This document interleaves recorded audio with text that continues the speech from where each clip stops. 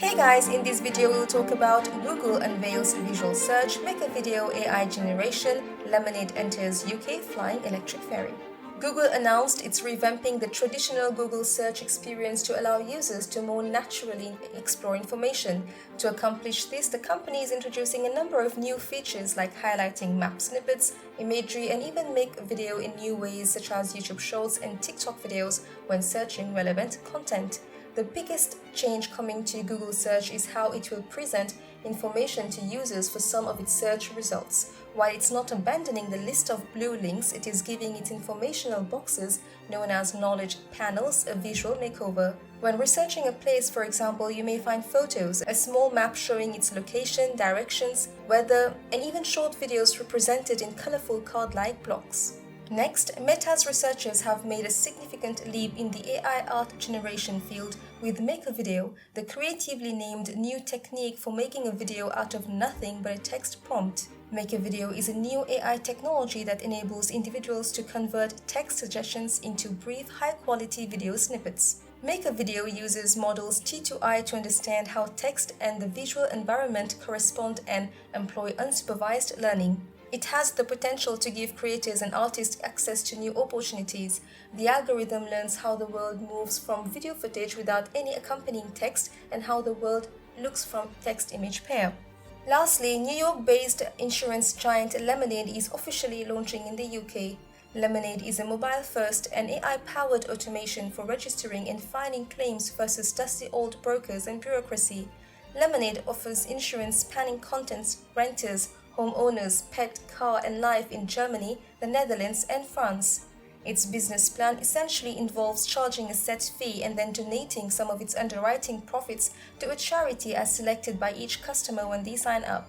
Lemonade is a fully licensed insurance carrier in its own right, and the company has formed a strategic partnership with Aviva, one of the largest general insurers in the UK.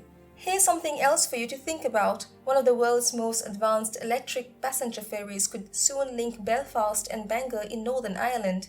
With a top speed of 69 km per hour, the vessels will fly above the water, with underwater wings lifting up like a plane taking off. They can carry up to 150 passengers, with the design mitigating the effects of seasickness and reducing the strength of waves that can damage the shoreline. Raising the hull above water cuts drag, delivering estimated fuel cost savings of up to 85% compared to conventional diesel-powered ferries.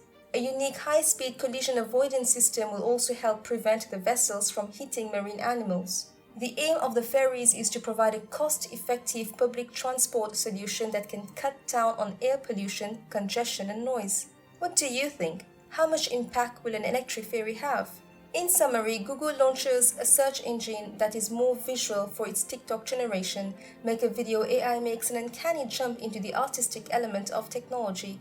Lemonade Insurance Company puts social and environmental ethics at the forefront. Flying electric ferry pledges to be the solution to the climate carbon crisis. And now presenting this week's podcast. Hello, Jan, and welcome to episode 4. How are you doing today? I'm doing fantastic, Hannah. Kicked off the day with some good yoga, so that's always a win. Okay, and what do you think of what's happening around the world with Ukraine, the bridge being blown up? Well, I mean, obviously, it's the human response as an emotional level is it's scary. It is something that is very real, right? It's almost out of a computer game, except it's not. It's in a real life, right? Or a James Bond movie or something. So in that sense, I think there's a certain surrealness to it. But life does go on and does go forward. And I think it's just, again, this quality of avocat. And this is, I think, one of the great insights that powers sort of the leadapreneur worldview is that avocat is a fundamentally different texture to reality. It's to understand that it's like climate change, above all else, is the realization that there's more energy in the system. It's not that it's just a bit warmer, because there's also some bits that would be cooler, and because of various rainfall patterns, it's not like everywhere will get hotter. That's not really the main point of climate change. The real danger of climate change is that there's just more energy in the system. And we're seeing that with the floods being heavier, with the storms being much stronger, so on and so forth. And again, that's just the beginning. So I think that that's a world in which that there's climate change is a world which has much more intensity to it in terms of its climatic events, right? Everything is just hits. It seems like every year we have the 100-year storm, right? Or the 1,000-year flood or whatever it might be. And this is just going to continue. So in a similar way, certainly in the organizational landscape, the business landscape, but, also not just that, but like the governmental, where organizations take place and find themselves, Avocat is the new normal, accelerating volatility, uncertainty, complexity, ambiguity in technology. And I think that, Russia's situation is just a classic example of that. But where do you think we're going with this, Jan? With, as you say, Avocat is itself another reality fabric, right? So what's the end game, or do we sort of need a new navigation system, or is it going to come to an end? Or what's going to happen? Well, this is obviously one of my favorite questions of all time, but yeah, either we figure out how to operate at a higher level or we die is the very, very short and simple answer. Because essentially, this is the normal phenomena that we see in natural systems. And so we can think of this in the story of recent times for humanity. Industry 3.0 was the story of globalization. And so this is connecting bits of the earth together that had previously never been connected before. Perhaps most famously as China becoming the factory of the world, but many other examples, for example, food supplies, financial networks, and even travel, right? Being able to go on holiday abroad. That's something certainly before 1950 was not very common, right? So we live in the consequence of globalization. Avocat is a consequence of globalization, because what happens is you're creating feedback loops. So before, because the world wasn't so connected, if there was a problem in China, it would tend to remain in China. If there's a problem in America, it would tend to remain in America. But now, because everything's so connected together, the problems, the consequences cascade across the system. And it's this constantly cascading consequence flow, maybe best given in the example of the pandemic, in which so much uncertainty emerges, because there's so many things happening all at the same time. You can no longer predict what's going on. And this is not just a little bit more, it's orders of magnitude higher. And so the traditional control structures can no longer really cope. And so you can see that, for example, in an organization which is run by a management bureaucracy. If you think about it in terms of computational capability, that management bureaucracy can only make so many decisions a day, right? Let's say you have 100 senior managers and they work 10 hours a day and they make one good decision an hour, which is, quite a good rate, averaged out, right? So that means they can make 1,000 decisions a day, 100 people, 10 decisions each. That's it. But because of Avocat, there's so many changes in your regulatory environment, your supply chain, your marketing, e-commerce, talent. This is an infinite number of decisions that need to be made. And so maybe your organization needs 10,000 decisions a day. And so what this then creates is that organization, even if it's really well run and got really smart people, it just has a computational constraint. It just can't make decisions fast enough to keep up. In a similar way, if you think about a horse, even if it's the best horse in the world, it can't keep up more than maybe, 30 miles an hour, 40 kilometers an hour, maybe 50 max. And that's it. But yet to keep up in this world, you have to go faster. And so Avocat is this requirement of dealing with complexity and dealing with changing complexity, because it's always swirling around. And so what really the challenge is to elevate consciousness, because consciousness is the way in which we compute all of this. It's not just about making decisions, it's about making certain kinds of decisions. And that can be sort of, summarized in an organizational sense and as follows. An Industry 3.0 organization moves at the speed of process, how fast the decisions can get processed from the top, the bureaucracy, et cetera, et cetera. Industry 4.0 agile organizations, a completely new operating architecture, operate at the speed of trust. And in order to be able to have that trust in the first place, you need to have a more elevated state of consciousness. Bureaucracies rely on compliance. Agile ecosystems rely on caring and trusting that we're going to do the right thing. And so what we can see in this small example is the general challenge overall, which is just dealing with variety. There's much more variety in the world, and you need consciousness to be able to compute that variety to create order. And if you can't do that, then there will be chaos. So basically, as the world complexifies, as more and more things are happening, you either step up to a higher level of thinking, you shift the paradigm, or you're overwhelmed by the challenges you face, and then literally chaos takes over. And this is what we see in the history of humanity. The Greeks called it chaos and cosmos, but it's the eternal story. You either figure out how to operate at the next high level, or you just collapse. And that's what's so scary, is because we just assume the better world will happen, but the better world must be built. And if you don't have people who know how to build it, it will just end, and sometimes terribly and really abruptly. And this is a very real thing that can happen. And that's, I think, we can see that in the Russia war, right? But we can also see that in historical examples. Life will go on. Humanity will continue in one form or another, but that doesn't mean that things can't get really, really, really shitty. And so I think that is the sort of the shadow side of Avocat. But on the other side, the sort of the light side of it is it allows disruption in the first place. It allows Netflix. It allows new technologies, maybe like Grab and Uber, to come through. Do I prefer a world in which I had to argue with taxi drivers, or a world in which I can press a button on Grab? I will take Grab every day. And that's also Avocat enabled. So it's important to recognize that Avocat just is. It's a bit like gravity. It doesn't matter. It's not a moralistic force. It's just a force of complex systems. It's how we work with it. But the way in which we have to work with it, ultimately, it is about elevating consciousness. It's about understanding that consciousness has become the new space for competitive advantage, and the new space really for survival. Like, if you don't understand as a leader of your nation that climate change is a real and present danger, your nation is not going to be around in the next few decades. Look at what's just happened in Pakistan. In Malaysia, we barely made it through 1,000-year-old floods in December. In Texas, the power was shutting off. We've just had a huge Category 5 hurricane in Florida. Yes, we've always had challenges and storms, but you need to look at the data and see the intensification. And so being able to integrate climate thinking into your thinking is really essential, basically. You can't be an effective leader and governor without it. And the sort of the final thing to recognize there is it's just about increasing your computational sophistication. What that means is the realization of climate change ultimately is that we are consuming things, and those consumption habits have consequences. Previous generations could enjoy the naivety of just not worrying about what they pumped into the atmosphere because it was relatively small and insignificant. We can no longer do that. So it's just about upgrading your state of consciousness to appreciating that there's a more complex causality here, i.e., if you pump out greenhouse gases, in general, the temperature will rise, and then acting accordingly.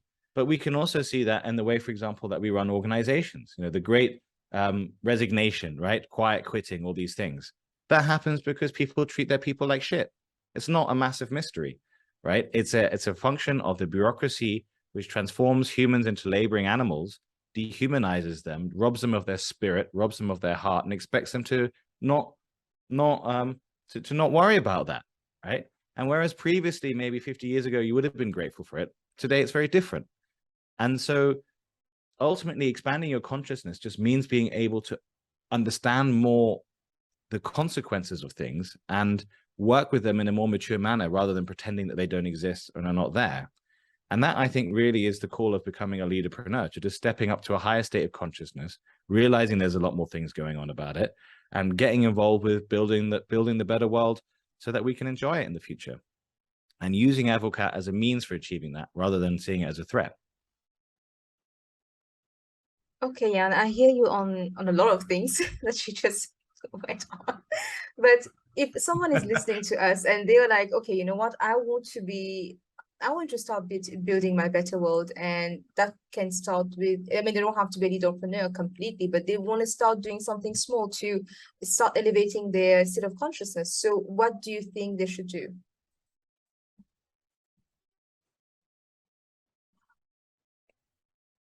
I think it's important to understand that we've always done this. So I don't think what I'm saying is new. I'm just highlighting that that's the place to start. And so in that sense, you don't have to do anything particularly different.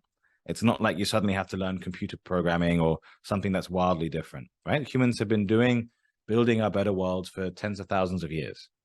But and that is, I think, the rub, which is it's about reconnecting to what you see as being human. What do you really care about? What is important to you? What do you believe matters? And this is very difficult sometimes because the education system often robs us of our own identity.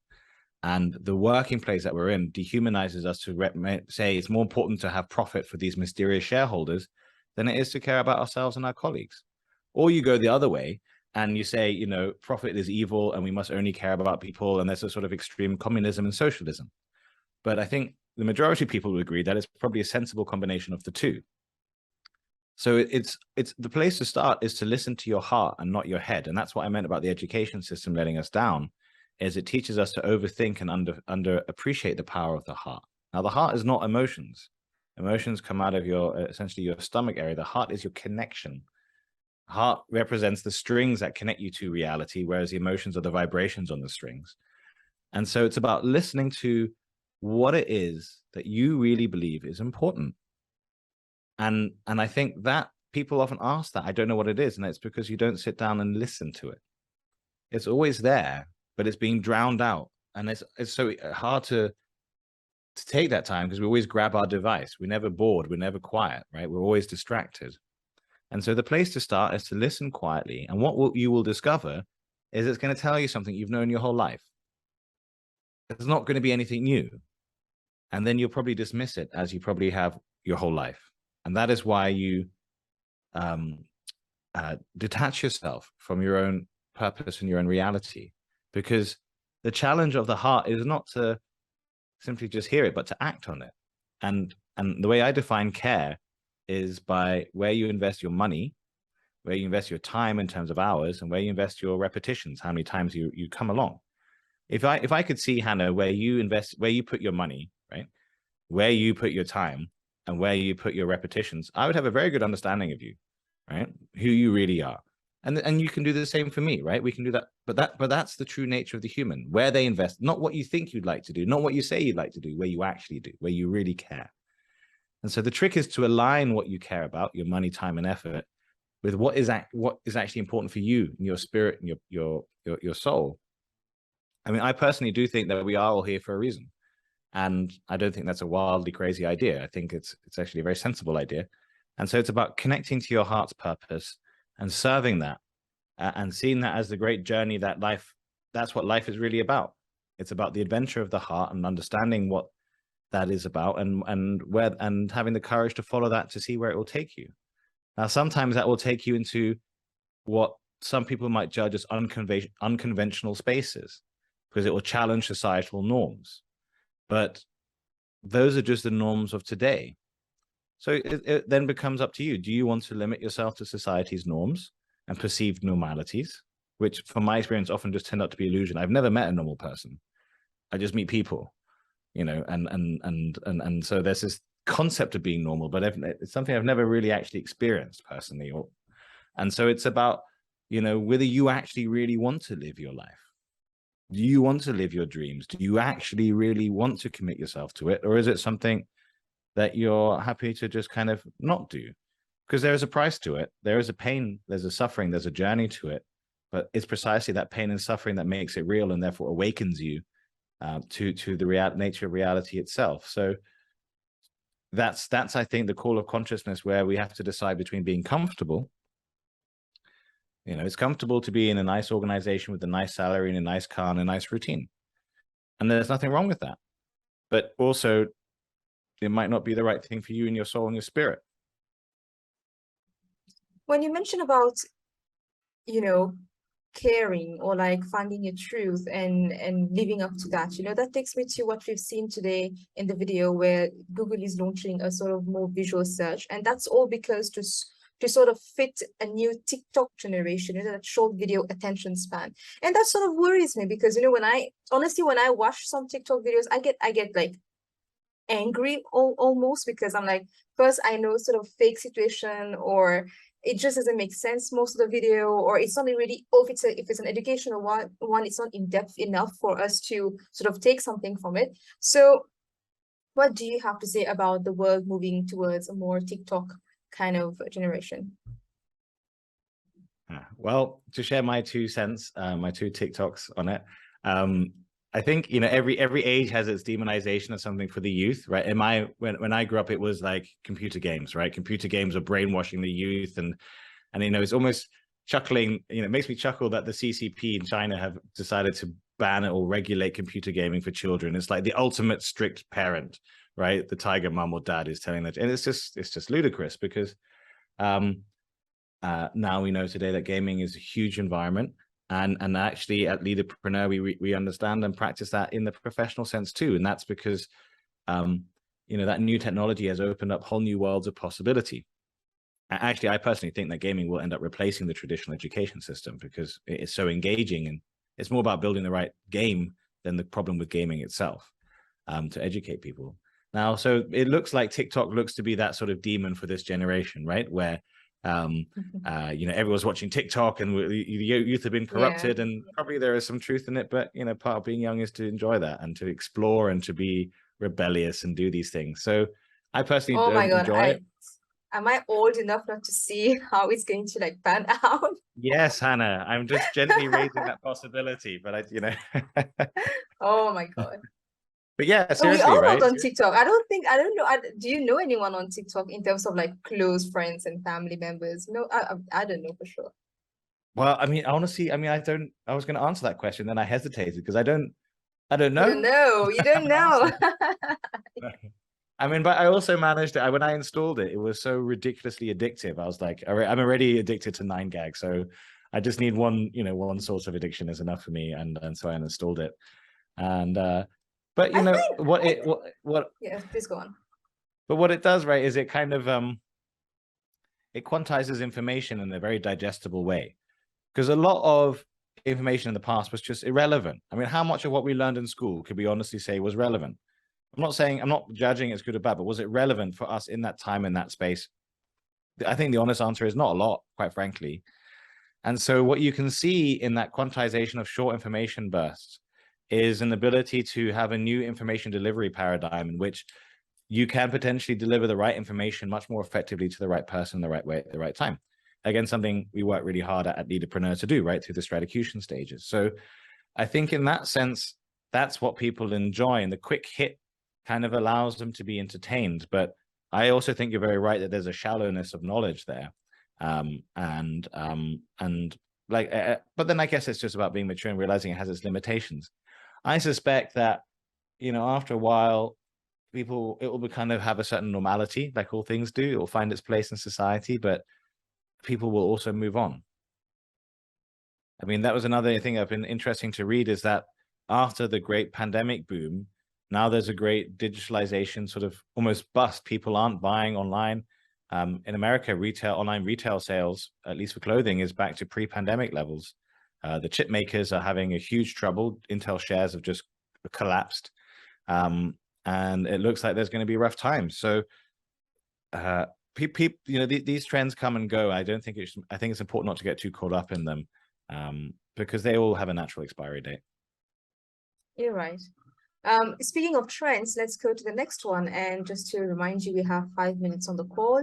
So we have something called Make a Video AI Generator. And I think that's really exciting because sometimes I think of certain video and I don't have really the skills of animating it or creating it, but looking at an AI video generator, I think that's really cool. What do you think? Well, this is the evolution, I think, of something we discussed earlier, right? The sort of the AI creating the imagery, right? So that's a Yes, natural definitely. next step. Yes. Really powerful, right? And that I think will also, it also speaks to the nature of Industry 4.0, which is the individualization of reality itself. Whereas before you couldn't be a creator, right? It was unrealistic for most people to be video creators, right? The resources required were just too high, and the skill set as well, right? Whereas now with these leaps in this technology, it's putting that in place. You can create your own videos, you can create your own reality, you can create your own stories, you can do whatever you like, right? And that I think is both powerful, but as always, of course, dangerous. So handling that responsibly is going to be an interesting challenge, which we'll probably get wrong, but there'll be some interesting stories around that. But it then creates that issue around trust, right? What can we trust? How will we know that this is something that was actually happening, or is it just an AI generated video? But then again, Yeah, that might also, exactly. But then that might just loop back to the fact of, could we ever actually believe anything in the first place anyway? That's too big of a question to answer on this podcast. Leave your thoughts and comments below. All right. Our cool new animated arrow button, which we spent a good 15 minutes figuring out. That's where our time went today, people. Let me just tell you, Let's see if we get a comment. Yes, the arrow you saw, we spent about like 10-15 minutes on deciding which arrow we should be putting in the video. That's how we spent our time. But you see, with an AI video generator, I can just tell them, this is the news for today, generate me a video, and I won't even have to worry about the arrow that will come in the video. Could be good. Could be good. Yeah, nice. Yeah. Nice. Right. Okay, Jan. So thank you so much for your time today and for the deep talk we've had on state of consciousness and advocate realities. With this, I again forgot the mantra. I tell you every week I have to read it in front of me. Okay, I got it. Yeah. Believe in yourself. Be brave. Be bold. Be brilliant, and build your better world. Thank you for watching. Don't forget to like and subscribe to the Leadapreneurs YouTube channel to get your weekly updates.